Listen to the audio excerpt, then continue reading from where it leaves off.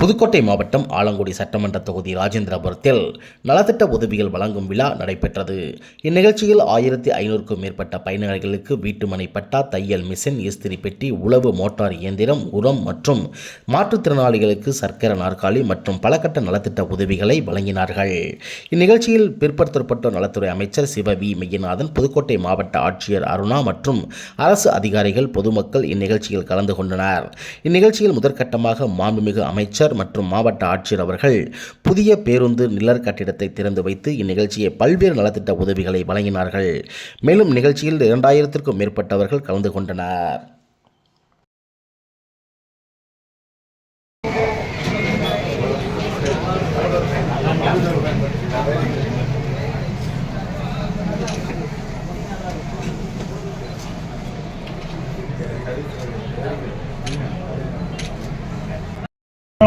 காவல்துறை அனைத்து அதிகாரிகளையும் அனைத்து அரசு துறை அலுவலர்களையும் வருக வருக அன்போடு வரவேற்று மாண்புமிகு அமைச்சர் அவர்கள் இந்த ஆலங்குடி சட்டப்பேரவை உறுப்பினராக ஒரு குடும்பம் 1 லட்சம் அல்ல, 2 லட்சம் அல்ல, 1,17,00,000 குடும்ப தலைவர்களுக்கு அவர்கள் உழைக்கின்ற உழைப்பினை அங்கீகரிக்கின்ற வகையில் உதவித்தொகையாக அல்ல, உரிமை தொகையாக மாதம் ரூபாய் 1000 வழங்குகின்ற திட்டத்தை செயல்படுத்தி காட்டிய மகத்தான முதலமைச்சர் தமிழ்நாடு முதலமைச்சர்.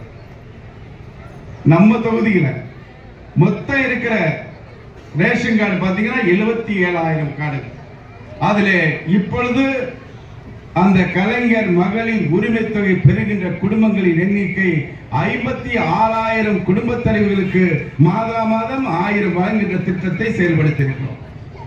இந்த திட்டத்தை அறிவித்தவர் நம் தமிழ்நாடு முதலமைச்சர் அவர்கள்.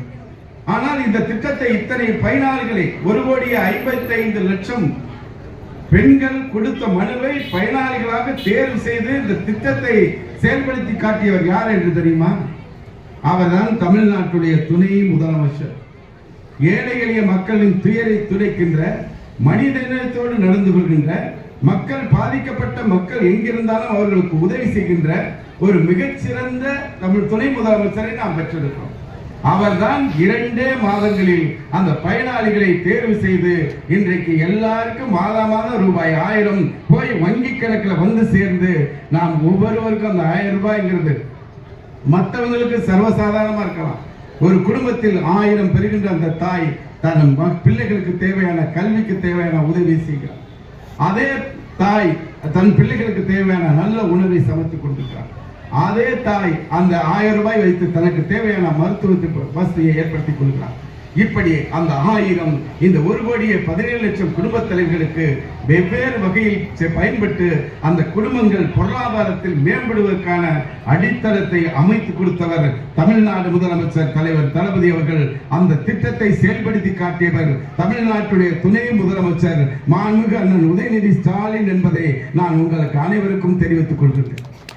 அப்படிப்பட்ட இந்த ஆட்சியினுடைய சிறப்புகள் நமது துணை முதலமைச்சர் சொல்லியிருக்கிறார்.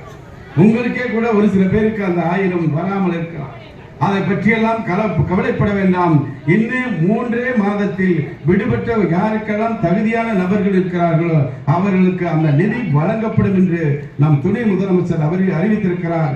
நமது தொகுதியிலும் விடுபட்டவர்களுக்கு அந்த தொகை வழங்கப்படும் என்பதை தெரிவித்துக் கொண்டு பயனாளியா